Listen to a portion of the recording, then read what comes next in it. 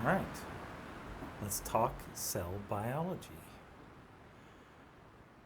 So, you don't have to watch the videos on this. We're actually going to come to these later on. I'll make a second video where I show you where they are, and the links are all on YouTube right there. But for now, let's go look at some of the really interesting parts of a cell. This is like anatomy, but on a cellular level. That's what we're discussing today. All right, so you've seen a prokaryote before, or even if you haven't, here's one for sure. This is going to be something like this is a bacterium. This one happens to be Bacillus coagulans, which is a really big bacterium, which means it makes very nice pictures. E. coli would be roughly the same shape as this, but much smaller, and something like Staphylococcus would be about the same diameter as this, but it would just be basically a round circle, about that big.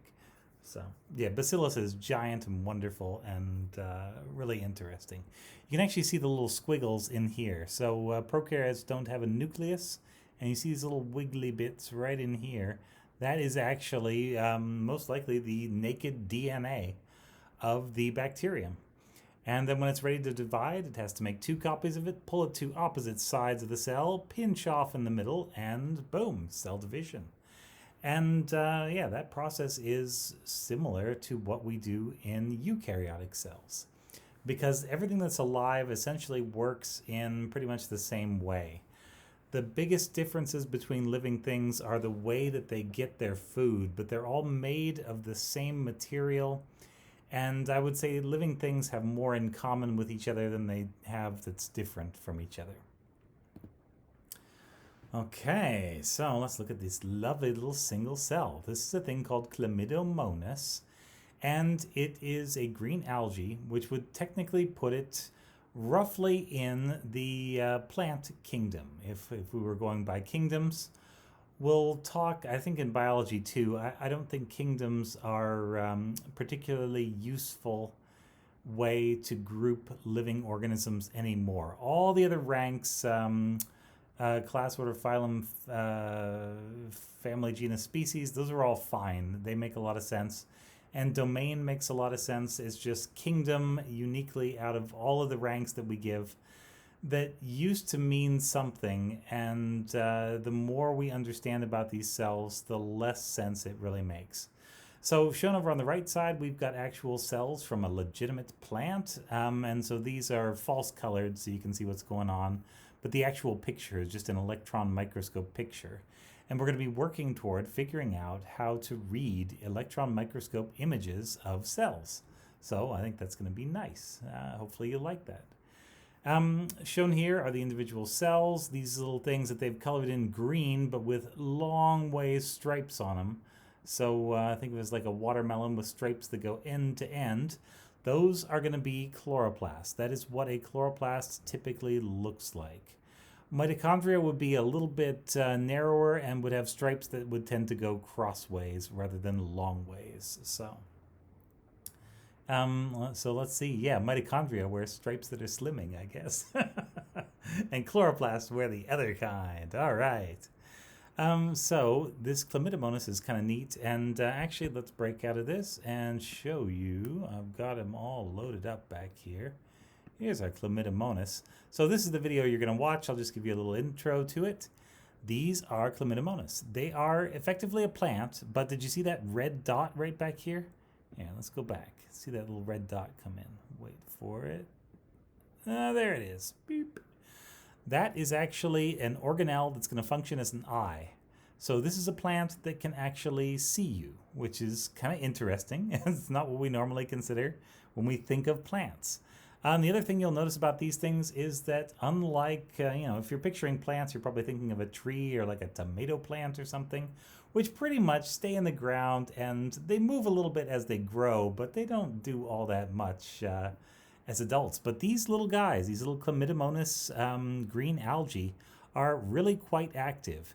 And right now these guys are on the stage of a microscope and are going nuts because there's a really bright light on them, and they love to do photosynthesis, so they are They would normally be trying to move toward the light, but when they are into the light, they just spin around. I don't know. You could call that chlamydomonas joy, I guess.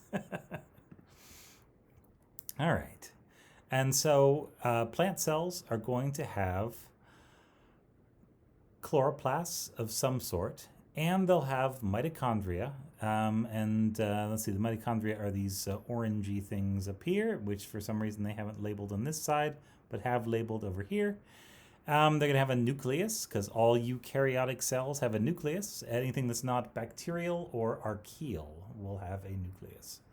And they will have lots of other little organelles. So you can see this sort of dirty organelle right up here, and this one. Those look a bit like, actually, this one is probably the modified eye spot. But this one kind of looks like a lysosome, and I'll show you how to recognize those later. They're just full of kind of all kinds of random chaotic material. Okay, let's make this big again. Apologies. And then it will turn on my subtitles again, which will help, I think, some of you.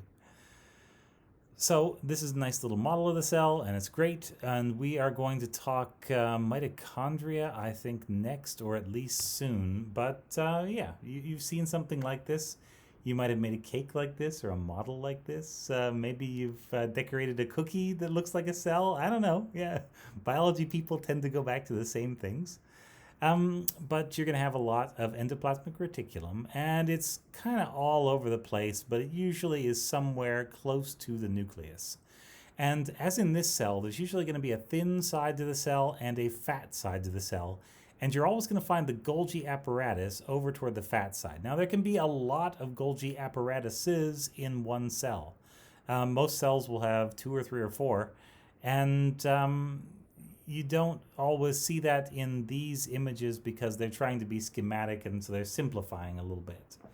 Let's see. Yep, that's good for these. So let's look at the nucleus, and the nucleus is beautiful. Look at that.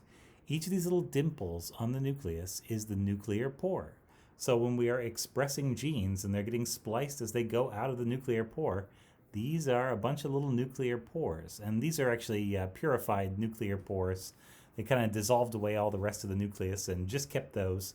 They normally do that by taking a frog egg, which has enough material, like we were saying, to make thousands of nuclear pores, and they'll just, basically get the pores to assemble and then clear out everything else. The nuclear envelope is actually a double membrane. It's a little hard to see up here, a little easier to see over here. So there's actually 2 full-on membranes that separate the nucleus from the rest of the cell, which is kind of interesting. The mitochondria are also going to be double-membraned, as are chloroplasts. Most everything else in the cell is going to be single-membraned, or a collection of single-membraned vesicles. All right, so let's actually go out of here and let's look at some cool stuff. So, on the outside of bacteria and some eukaryotes, you'll find a thing called a flagellum, which is like a long tail, but it works like a propeller, and they wiggle it.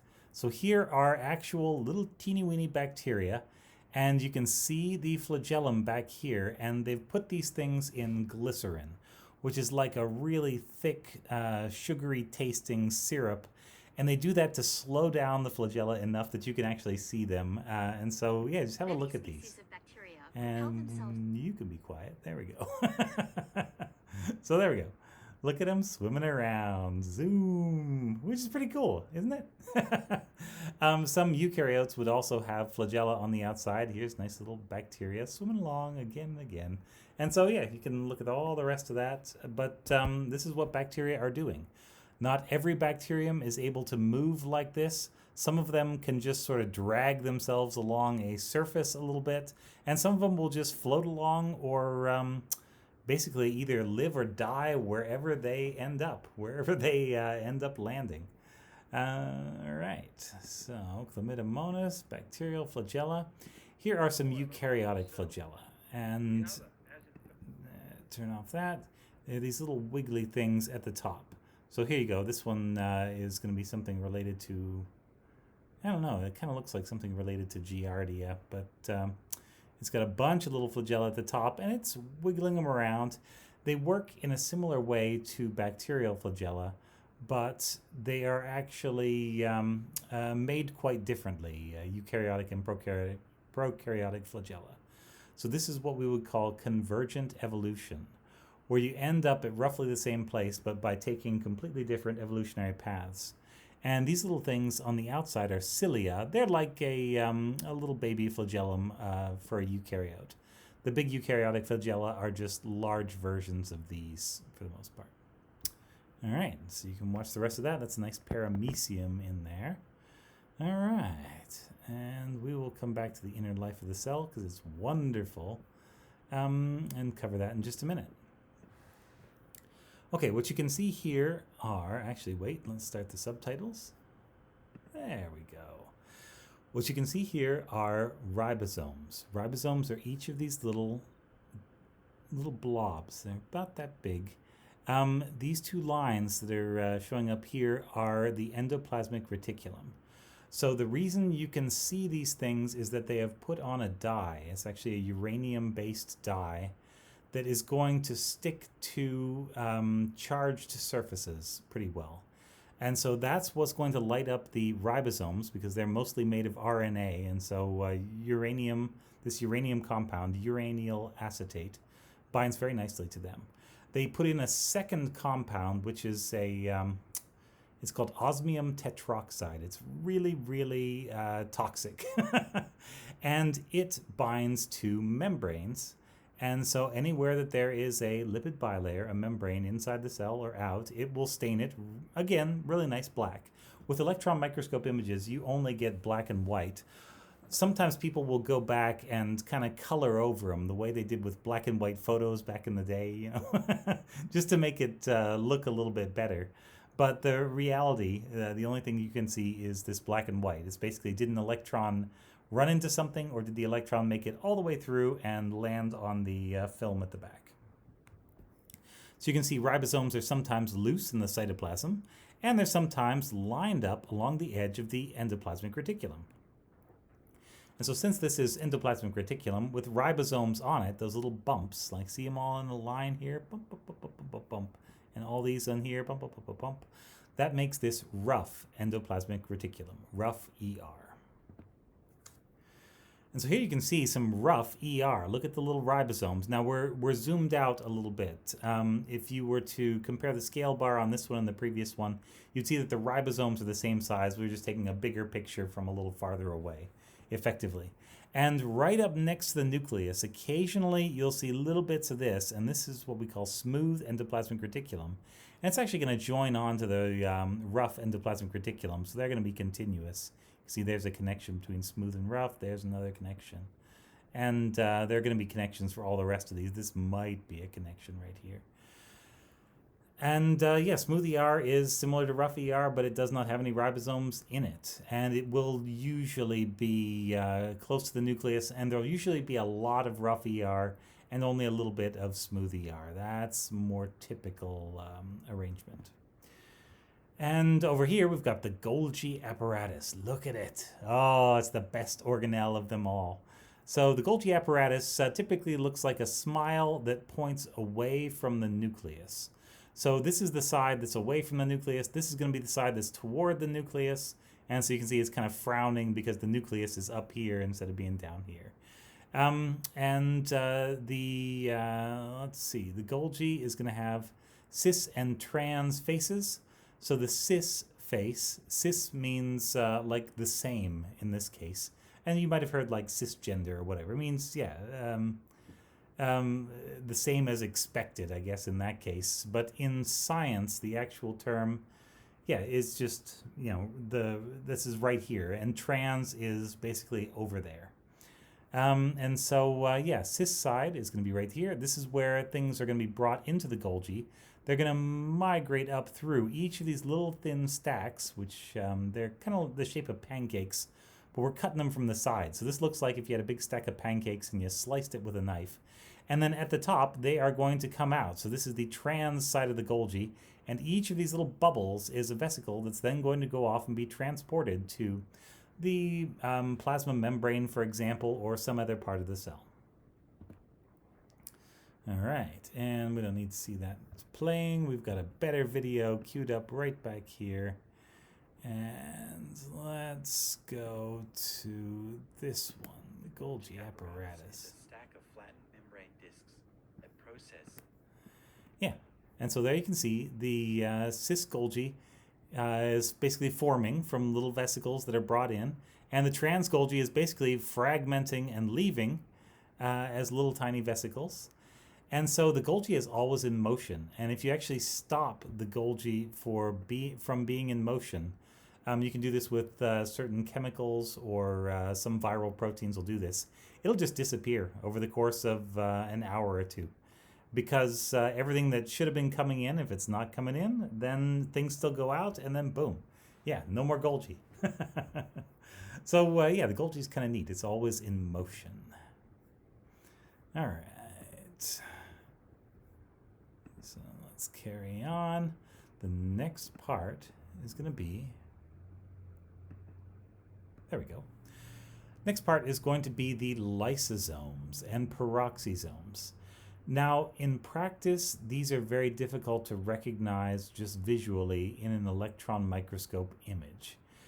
Generally, if you wanted to be able to identify a lysosome or a peroxisome in an electron microscope picture, you would have to use something called an antibody. And the antibody will find a particular protein. And so we know some proteins that should be in the lysosome, and we know some that should be in the peroxisome. And if you can land these antibodies there, you can actually mark the antibodies with a big old blob of gold that's actually about as big as the antibody itself, but the antibody still works. And so it'll stick these giant little gold things, they look like little black cannonballs, all over the organelle if they have bound to the correct protein in there. So that's how it works. Anyway, these two things are part of the digestive system of the cell. So lysosomes are full of digestive enzymes. We will merge that with some sort of food vesicle that's taken in something from the outside. This is basically how cells eat. They make a mouth that's like a little pouch, slurp something in, close it off, bring it inside, merge it with a digestive enzyme-filled lysosome, and then it gets digested, and they will take the nutrients out of it. Each cell has to eat this way. So you eat in order to break up your food into little tiny bits, kind of like this, which then go into the bloodstream, and then each of the cells will eat from those little tiny bits. So it's kind of like a mother bird and a baby bird. You chew the food up pretty well, and then spit out the little tiny bits for all your little baby cells, because that's all they can eat.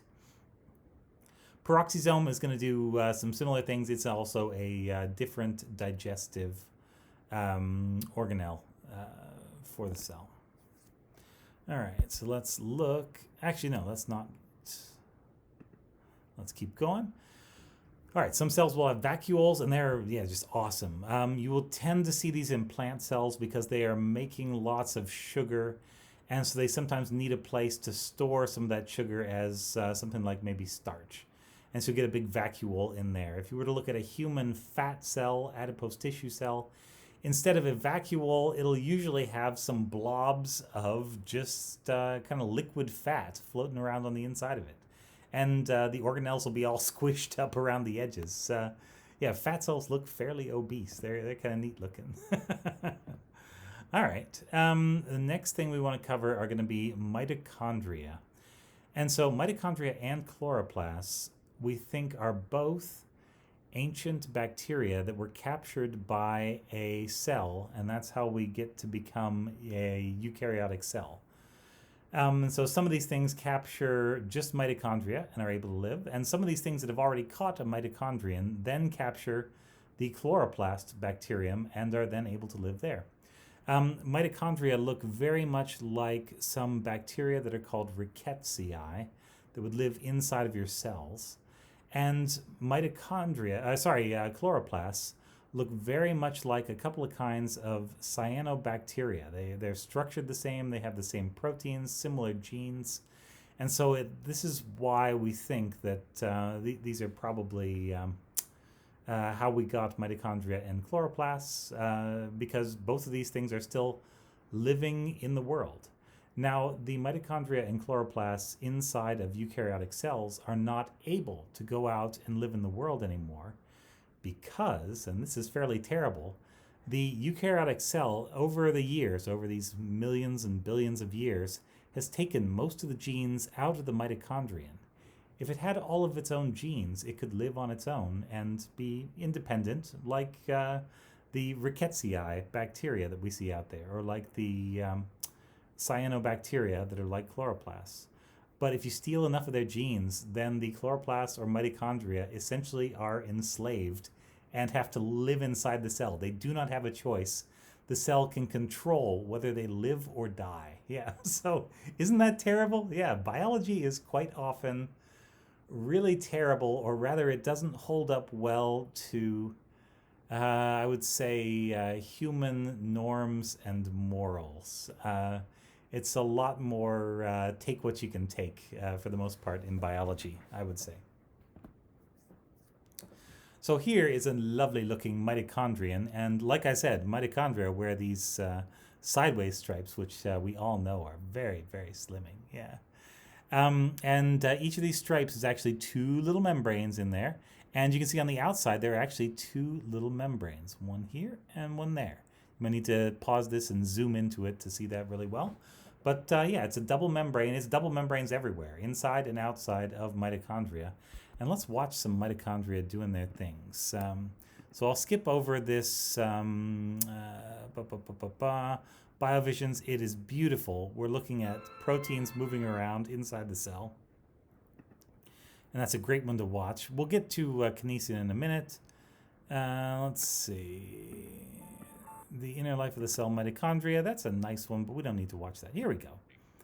So let's zip this. And so what it's saying is that all of the big blobs, like this one that's moving down, all the ones that are sort of tic-tac shaped or sausage shaped, these are mitochondria, and they are moving along the microtubule network, the cytoskeleton, in other words, inside of a cell. The little circular ones, these little tiny ones, those are probably just vesicles. So something that came from the Golgi, for example, or something the cell has just eaten. But yeah, these mitochondria actually swim around pretty much all day long inside your cells. And every time I watch something like that, it makes me curl up just a little bit inside. Let's see, we will jump past the BioVisions, which is fantastic. That's a really good video. And go here, and let's go toward the end. We'll come back to other parts of this. There we go, mitochondria. All right, and so these are cells where they have stained the mitochondria, and you are looking at them in a just slightly sped up movie. You can see the actual mitochondria wriggling and writhing in there. Look at them. Look at them. So these are actual, basically, living bacterial cells that swim around inside your cells all day long. Yeah, did you see that one jump from down here to up there? Let's see that again, because it's magnificent. Look at this. Some of these are just so squiggly, so wormy. This whole thing is probably one cell, and there we go. Zoom! Right up there. This is the bacteria. They divide inside your cells. They eat from inside your cells. It's almost like you're infected, but we get something out of it in return. We get our ATP out of it, but it is... you can see how it even looks like a sort of commensalism, where we've captured these little things and are... just barely keeping them under control. All right, so we'll come back to this for the nice cytoskeleton stuff. It comes a little later. Now back to the subtitles. Okay, so there's a picture of a chloroplast up close. That's a kind of an artist's rendition of a chloroplast. You can see they're making the little stacks much too far apart compared to reality. Each one of these little lines is actually a double membrane. Chloroplasts are just kind of big compared to some mitochondria. Now let's talk cytoskeleton. Yeah, there are going to be lots of different fibers that make up the cytoskeleton. And when the cell wants to move, it actually dissolves part of its cytoskeleton and makes new cytoskeleton in the direction it is trying to move. So the skeleton is what makes a cell move in addition to just giving it shape. And that's kind of weird because you would have, your bones basically look the same whether you're sitting down or standing up. You just bend your muscles, flex them in some way.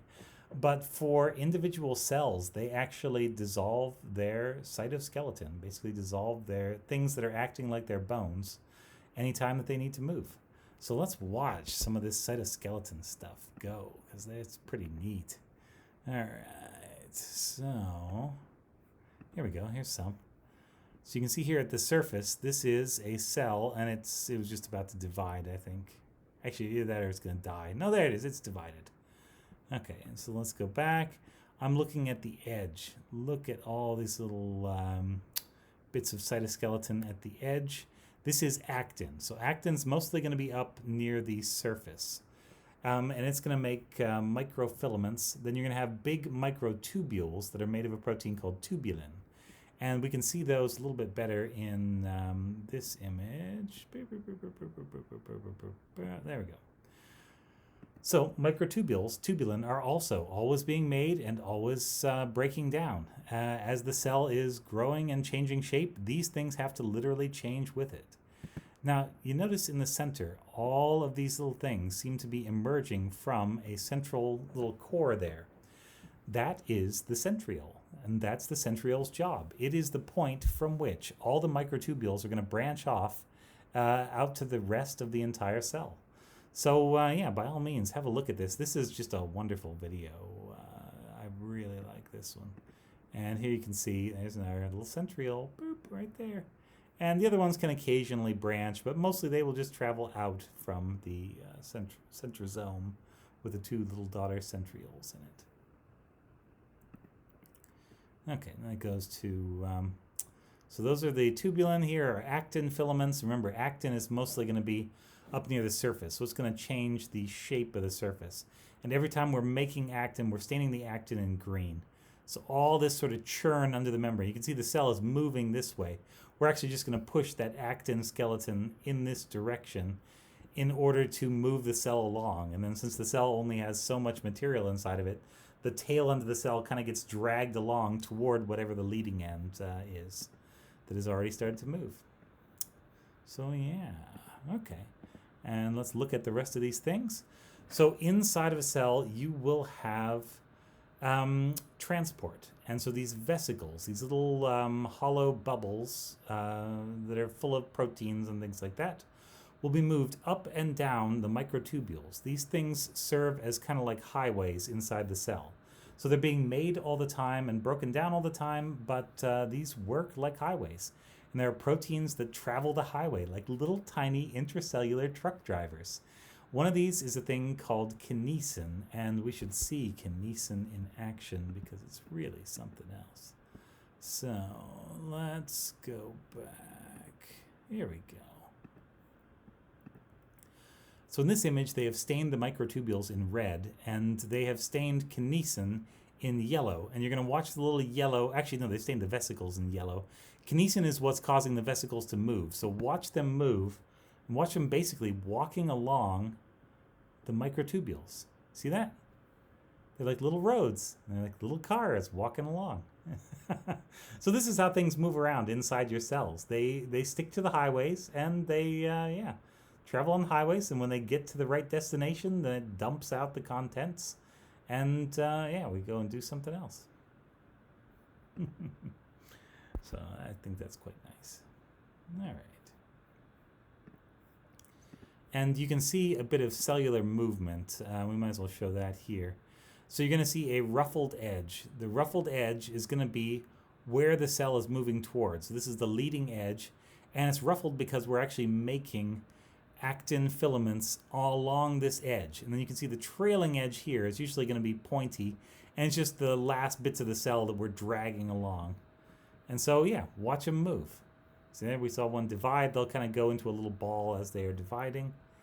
And, yeah, look at that. Walking away from each other. Walking, walking, walking. This one has a nice long leading edge. Oh, change direction. Now it wants to go back this way.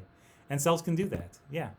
Inside these circles, that's the nucleus, and each of these little dots is a nucleolus inside the nucleus. So you can see 5 in this one, 2 big ones in here, kind of 3 sausage-shaped ones there, 2 whatever. And so, yeah, those are the nucleolus. And you can actually see them like that with regular light microscopy. It's pretty cool. This is a time lapse. This is probably going to be several hours worth of actual footage. And since we're here, we might as well look at this one now. But we'll come back to this one. So here you can see the two microtubule organization centers, the daughter centrioles, lining up, making microtubules that attach onto each of the chromosomes. These red things are the chromosomes. And we're about to watch cell division. So let's watch it go. And you basically just pull on it. It's like a tug of war. And there we go. Retract. And you got half the chromosomes here, half there. And then we will just divide what's left of the cytoplasm. And boom. You got it. So there you can see the chromosomes getting all lined up. Here you can see we've got all our nice little microtubules attached to them. And when it's the right time, they'll start yanking on these things and trying to pull them apart. You can see them just starting to split. There they go. And there they split up. And it is this process that guides every single cell division. And so there's nothing in the cell that's actually watching or counting chromosomes.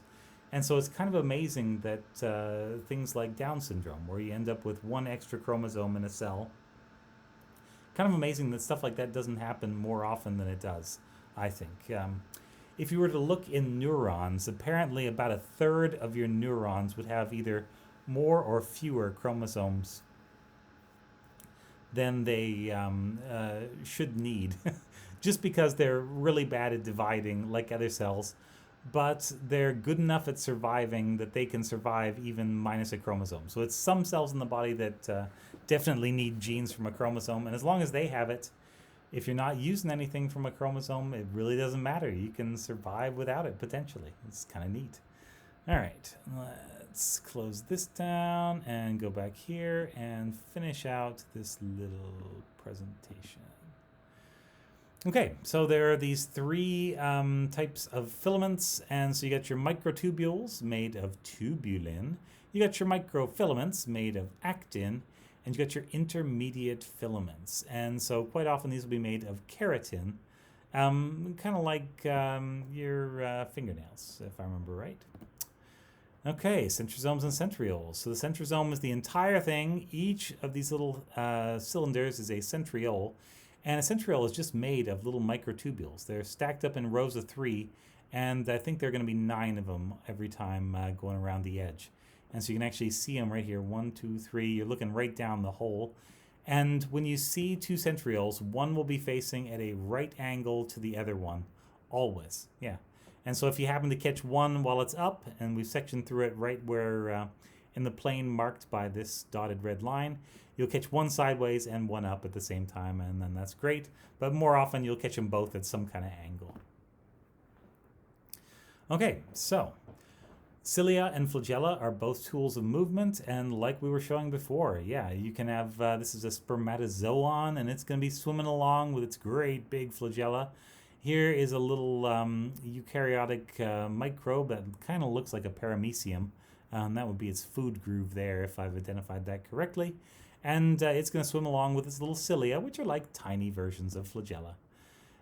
Cilia and flagella, yeah, do share a common structure. They just differ in the presence of a basal body over here. So you'll have a central microtubule in one, and you'll be missing the central microtubule down here in the basal body. And let's see, Dynein, yeah, does walk along the microtubules. And it's going to do this by, so if you watch the video called Inner Life of a Cell, and I think I put 2 different versions of that on there, you'll see a protein that kind of looks like 2 golf clubs twisted around each other, and it's going to be flopping along and walking down a microtubule, just like clown feet. You're going to look for that. But this is how cilia are able to go. So bacterial flagella actually spin around. They have a sort of a spinning motor on the bottom. Eukaryotic cilia wave side to side, and they do this by walking just a step in one direction, but all together. So each of these molecules is going to take a step in one direction, which is going to basically pull one of these down relative to the other, and is going to make it bend. And then they're all going to relax, and so it's going to go back to normal. And so bending, relaxing, and if they need to go the other way, then they have to walk in an opposite direction. And yeah, these little cross links in between assure that the tubules involved stay roughly the same distance apart, and that you can put this force on them to cause them to bend. So microfilaments are lovely. Look at them here. So the microfilaments are going to be inside. And like we were saying, actin microfilaments tend to be up near the surface of the cell. Microtubules tend to run through the middle of the cell, and intermediate filaments will tend to be kind of in between these two things. And keratin is going to be one of the proteins that makes those intermediate filaments. So microfilaments, yes, are going to be the site where we have myosin, which actually looks very similar to dynein or kinesin, these proteins that walk along microtubules. It's just that there's a whole bunch of them walking together, and they're just basically pulling and then relaxing, kind of like in the eukaryotic cilium. And so in a muscle cell, each of these little purple things is going to be a myosin, and it's going to bind and then just flex. Each of these little heads is going to flex, and it's going to move these two a little bit closer together, because we're grabbing on here and then flexing it back here to kind of pull it. We're going to pull these two yellow strands toward each other, which is going to lead to the muscle cell contraction. So the actin is going to be the thing that we pull on, and the myosin is going to be the thing that we are using to actually drive the pulling action. And so together, that is how muscles work. Yeah, smooth and striated are just differently organized and have different subsets of proteins inside of them. So let's see, there are little channels in between adjacent cells in a plant. They are called plasmodesmata. I'm sure you've run into that term at some point in high school biology probably. And yeah, you can have even multiple cell walls or multiple layers in the cell wall of a plant, which is kind of neat. All right, and so inside this particular plant cell, we're going to have an outer cell wall, a secondary cell wall, which is going to be really thick. The primary is kind of thin out here, and you'll have a middle lamella that's kind of just the space filler in between. And so we're looking here, and the little bit in between these cells, that's going to be where the middle lamella is. Okay. What's on the surface of a plant cell? Cell wall. We just looked at it. Made up of mostly cellulose, but a lot of other components. There are going to be proteins sticking out of this, and there are going to be those plasmodesmata, like little channels that stick right through it and lead from one cell to another. Because each of these cells still has to be able to eat and get rid of waste, and if you're hiding behind a cell wall, you basically need a sewer system. You need some kind of pipe in that wall, and that's what these plasmodesmata are. For an animal cell, it can change the shape of its membrane at will, and it can bring things into the cell at the plasma membrane and push waste back out of the cell at the plasma membrane. And it's going to do this by either bringing in a little vesicle or merging a vesicle full of waste with the membrane, so that the vesicle, the contents go out, and the rest of the vesicle merges with the membrane. And then outside of the cell, there's this thing called an extracellular matrix, which is just, like this hairy network of different proteins. You'll have your collagens out here. Fibronectin is out here. Lots of, they're calling it proteoglycan, but they're going to be specific molecules that you would find on the outside. And these are keeping a cell basically safe and warm. And these are helping the cell to attach to other cells, and just providing a little bit of a buffer between one cell and another. In some cases, you need this. In other cases, like in the heart, there will actually be chambers connecting one cell to another one called a gap junction, and they work kind of like plasmodesmata, just so that the electrical pulse from one part of the heart can pass right through the cytoplasm to each of the cells down the line. And so that's how our heart beats all at the same time, instead of just each cell deciding to beat at a different time, which would not move your blood around at all. All right, so lots of cell junctions. Plasmodesmata is what you find in plant cells. And then, gap junctions are like what you would find in the heart. And there are also tight junctions and desmosomes. And so here you can see the plasmodesmata. They're like little tubes that connect our cells together. And I don't know if we have any gap junctions here. Let's see. We've got a tight junction, that's fine, where the cells are in contact, and where there's going to be a little bit of movement from one side to the other. And if you zoom right in, you can see the little tiny channels in there. Here's our gap junction channels, and they go right through from one cell to the next. And yeah. So this is a little picture of some coronavirus-infected cells. And yeah, what can you see on these? Can you see the different parts? So what do you think these are on the outside? You got it? Here you can see some of those things, these little fingers that are sticking out. You can see the cross section. See how there's 9 around the edge and 2 in the middle? Those are cilia, yeah. And I guess I labeled them as cilia, so, you know, that does make it a little easier. And you can see some nice mitochondria. They usually stain up very dark if you put this uranium-based stain in there. You can see a nice mitochondrion with little stripes on there. So they're about this big. They're fairly big. Not as big as the nucleus, though. Look at the size of that nucleus. Giant hulking nucleus. This would be one cell right here.